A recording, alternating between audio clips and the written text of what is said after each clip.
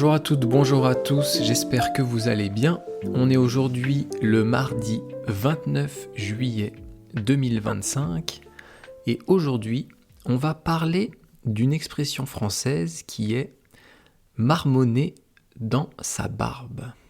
Je vous la répète, marmonner dans sa barbe.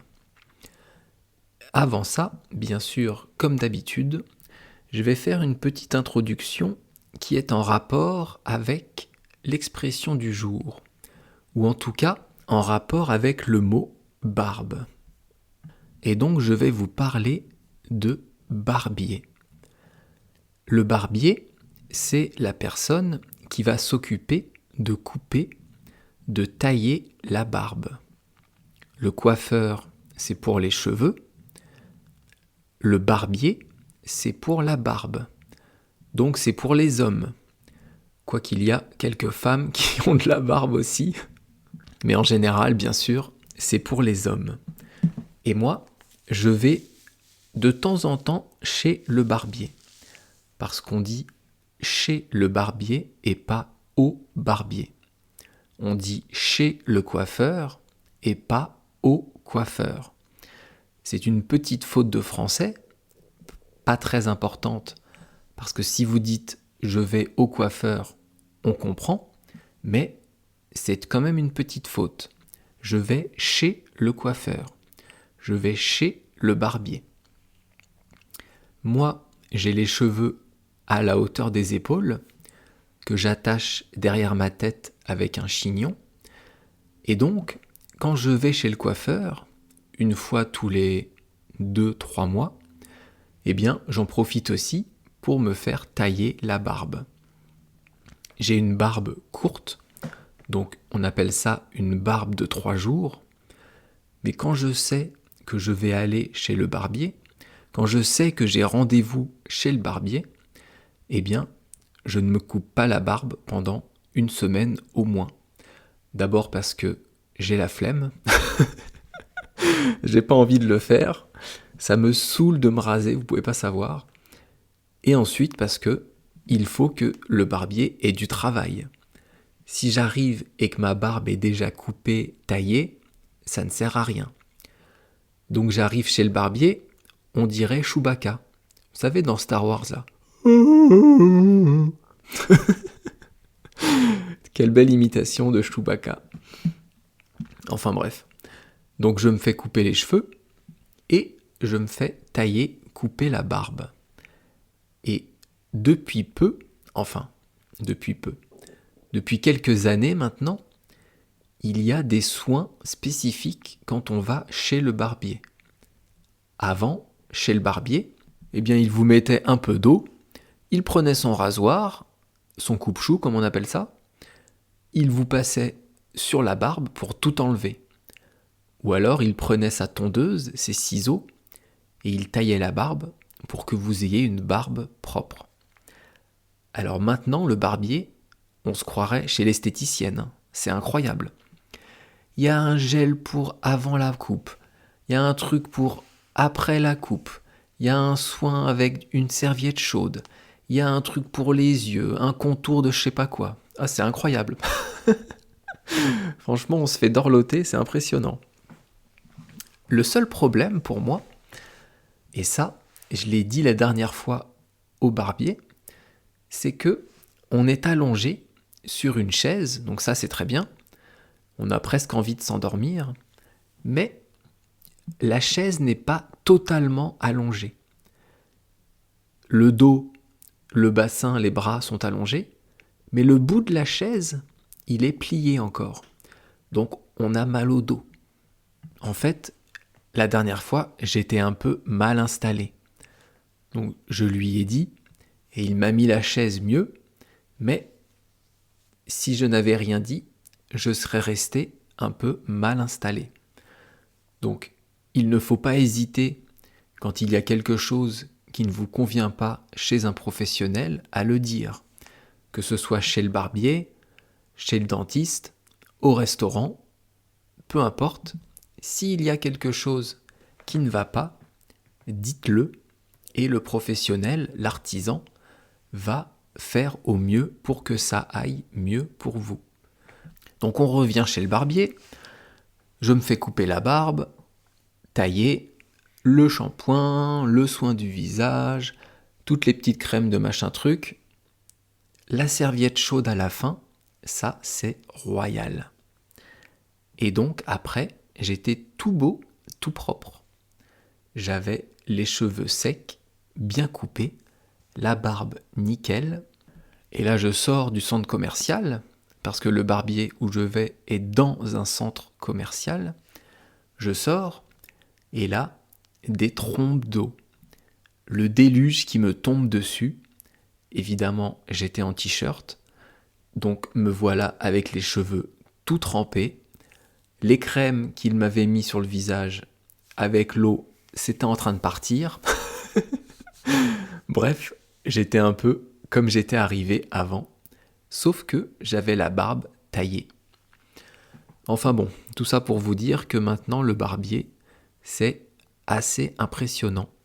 Ils se sont beaucoup améliorés, ils ont changé beaucoup de choses pour proposer aux hommes des soins qu'avant on ne proposait qu'aux femmes. Les crèmes de jour, les sérums anti-fatigue de je sais pas quoi, toutes ces choses-là, en général, ce sont les femmes qui les utilisent. Mais là, grâce au barbier, ce sont aussi les hommes. Et vous pouvez aussi acheter des produits chez le barbier que vous pouvez utiliser chez vous. Bref, ça c'était ma petite introduction sur la barbe et le barbier. Et donc, comme promis hier, aujourd'hui on va parler du pronom Y. Hier, on a fait le pronom en, E-N. Eh bien, Y, il est aussi utilisé pour remplacer une chose ou remplacer un endroit, mais contrairement à en, eh bien ici, devant le Y, ou plutôt devant le nom qu'il devra remplacer, on va avoir une préposition. Alors, j'ai toujours pas fait de podcast sur les prépositions, je suis désolé. À chaque fois, je vous dis que je vais en faire un, mais j'ai toujours autre chose dans le podcast de prévu. Donc, je vais me le noter et je le ferai dans quelques jours, voire quelques semaines. Donc, devant le nom qu'il faut remplacer, on va avoir une préposition qui peut être A accent grave, O, A-U, O, A-U-X, ou alors à la, ou bien dans, chez, sur. Toutes ces prépositions, elles vont se trouver devant un nom, et pour éviter une répétition, pour éviter de redire le nom, on va utiliser le pronom Y. Donc en fait, le pronom Y, il remplace le sujet et se place avant le verbe. Il remplace le nom dont on parlait avant. Je vais vous donner des exemples, dont le premier avec le barbier. Tu vas chez le barbier ? Oui, j'y vais. J'y vais, c'est J''Y. Et donc, le Y ici remplace chez le barbier. On pourrait dire la question « Tu vas chez le barbier ?» Oui, je vais chez le barbier. Vous pourriez répéter. Mais en français, on n'aime pas les répétitions. Donc, on utilise le Y pour remplacer chez le barbier. Tu vas chez le barbier ? Oui, j'y vais. D'autres exemples ? Tu habites à Paris ? Oui, j'y habite. Ici, le Y remplace à Paris. Et le A accent grave, c'est une préposition. D'autres exemples ? Est-ce qu'elle va au travail ? Oui, elle y va. Ici, le Y remplace au travail. On pourrait répondre « Oui, elle va au travail ». Mais on ne veut pas répéter le mot « travail ».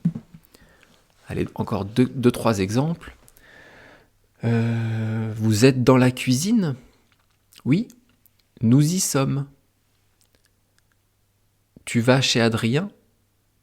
Non, je n'y vais pas. Ici, on a la négation. Donc on a le sujet « je », N apostrophe, qui est la négation, Y, le verbe « aller », qui est « vais », et « pas », deuxième marque de la négation. Non, je n'y vais pas. Et un dernier exemple, on va sur la plage ? Non, on n'y va pas maintenant. Ça veut dire qu'on va y aller plus tard. Mais on dit quand même non, et le Y ici dans la phrase remplace la plage. J'espère que vous comprenez un peu. En fait, le pronom Y et le pronom en se ressemblent beaucoup. Ils servent tous les deux à remplacer un mot afin d'éviter une répétition. Le Y, donc le pronom Y, se place toujours avant le verbe. Et ce qu'il faut savoir, c'est que avec le passé composé, donc avec un temps du passé, qui est le passé composé, eh bien on place le Y avant l'auxiliaire. Donc avant l'auxiliaire être ou avoir. Je vous donne un autre exemple. Tu es allé au cinéma ? Oui, j'y suis allé. Et toi ? Non, je n'y suis pas allé. Je vous répète. Tu es allé au cinéma ? Oui, j'y suis allé. Et toi ? Non, je n'y suis pas allé. Ici, on a trois d'ailleurs, passés composés. Le premier, c'est tu es allé. Ça, c'est le passé composé du verbe aller. La réponse, oui, j'y suis allé. Ici, on a J apostrophe Y. Ensuite, le verbe être, qui est le mot suis, et aller. Vous voyez que là, le pronom Y se place avant l'auxiliaire être. Et la réponse de l'autre personne qui dit non, je n'y suis pas allé. Ici, on a un passé composé avec le pronom Y juste devant l'auxiliaire être et la marque du négatif. Donc je, ni, N apostrophe Y, suis pas allé. Et avec ça, on a fini l'étude du pronom Y. Et tout de suite, on va passer à l'expression du jour, marmonner dans sa barbe. Marmonner, ça veut dire quoi ?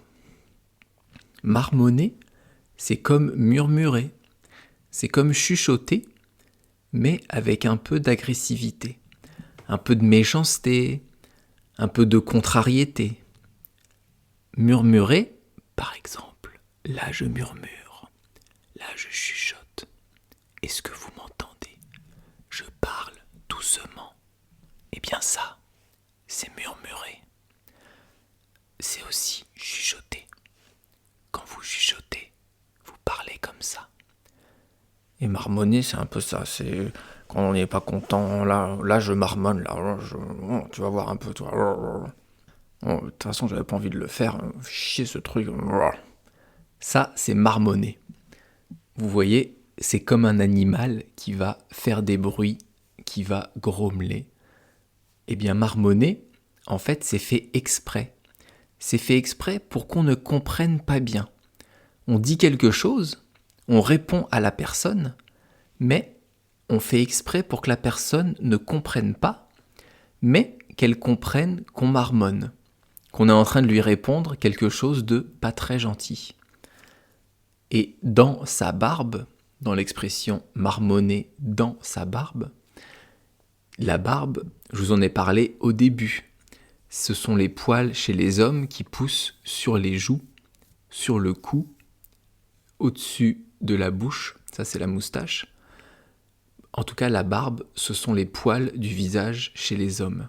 Et le mot ça, juste devant barbe, marmonner dans sa barbe, Ça s'écrit S-A. Et c'est un déterminant possessif. Il marque la possession. C'est la barbe appartenant à la personne. C'est la possession de quelque chose, le ça. Si c'est ma, c'est le mien. Ta, c'est le tien. Et ça, c'est le sien. Donc en fait, marmonner dans sa barbe, ça veut dire parler de façon à peine entendable. Comme je vous ai fait tout à l'heure, on fait des bruits de bouche, on parle à voix basse sans articuler. Là, je suis en train de grommeler et je suis en train de marmonner parce que j'en ai marre de faire ce truc de merde. Voilà. Ça, c'est marmonner. Marmonner dans sa barbe. Alors, c'est marrant parce que cette expression, on peut l'utiliser pour tout le monde. Pour les hommes, pour les femmes, pour les enfants. Alors que les femmes et les enfants n'ont pas de barbe. Mais en fait, ici, c'est une image.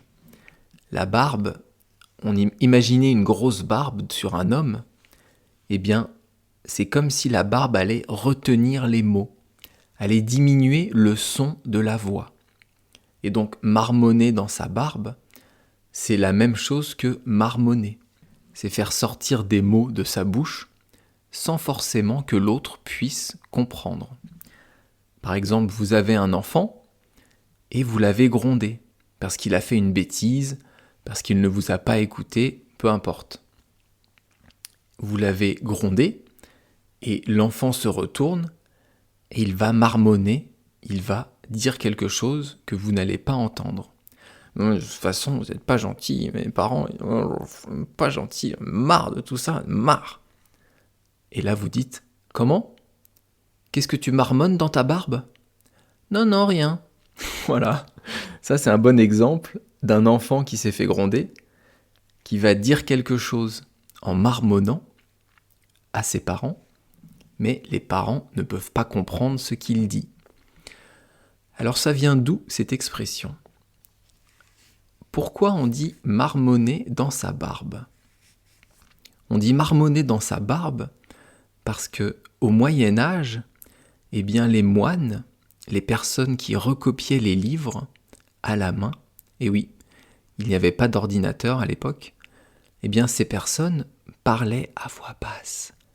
Ces personnes parlaient comme ça, pour ne pas déranger les autres moines.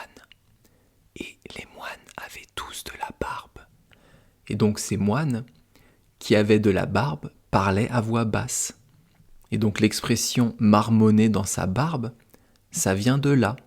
Ça vient du fait que les moines, les personnes religieuses qui recopiaient les livres, qui savaient écrire, eh bien parlaient à voix basse pour ne pas déranger leurs semblables, pour ne pas déranger les autres moines. En anglais, on dit « to mutter under one's breath ». Et donc, avec ça, je pense qu'on a fait le tour de l'expression « marmonner dans sa barbe ». On a parlé du pronom « y » et on a parlé au début des barbiers. Comme d'habitude, si ce podcast vous intéresse, si ce que je fais vous plaît, eh bien vous pouvez vous abonner à mon site Patreon où vous retrouverez Le Petit Prince en livre audio, les contes et légendes de la mythologie japonaise et bientôt les contes et légendes de la mythologie grecque. Demain, on va s'occuper d'une fable de La Fontaine qui s'appelle Le coq et la perle. On verra tout ça demain. Merci beaucoup de m'avoir écouté et à bientôt. Bye bye, hasta luego. Mata ne, Nihonjin no minasan.